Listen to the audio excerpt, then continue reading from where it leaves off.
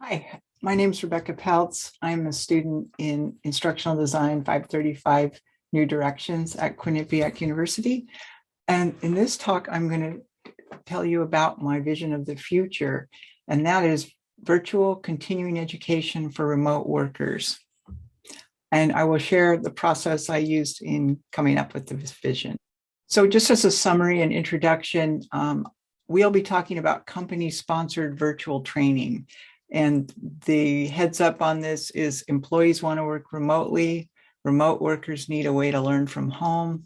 There's a high demand for skilled labor in the technology industry. And many employees working for technology companies need continuing education to stay up to date. Training to upskill workers is getting funding from the companies needing it.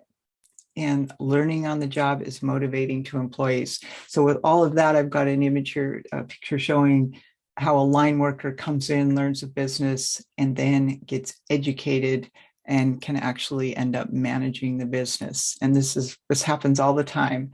And companies see this and want to provide upskill training to encourage this.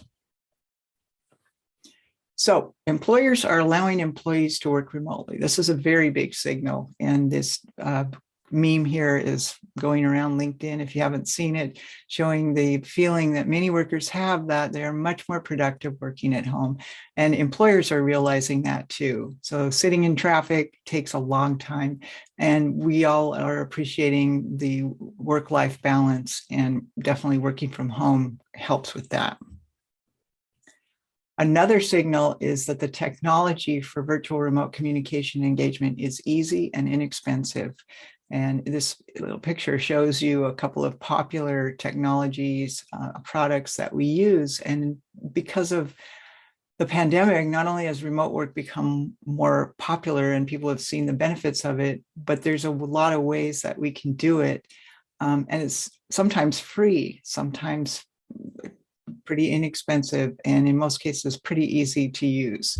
So you've probably Zoomed your grandma and she had no trouble getting on Zoom and communicating. So this is something that contributes to all of us being able to communicate, but it's very important for people that are working remotely.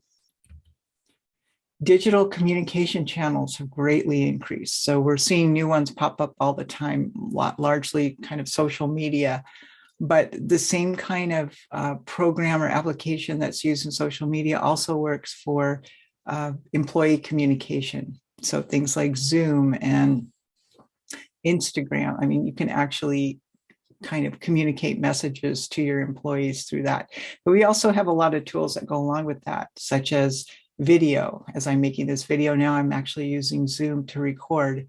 So you can make video pretty easily and share it. You can even provide virtual live training through Zoom. So the technology is here. So the future, employees in all fields that can work remotely will be required to take part in virtual online education. I think that's already starting to happen in my company. It's a way for us to all have the same message as we talk to each other and customers.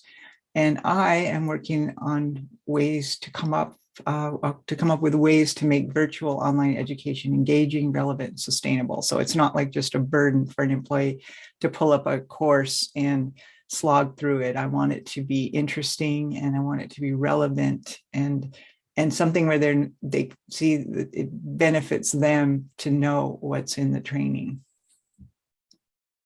Biggest impact.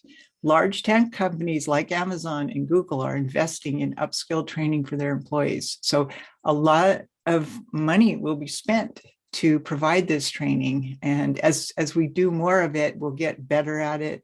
The cost will go down.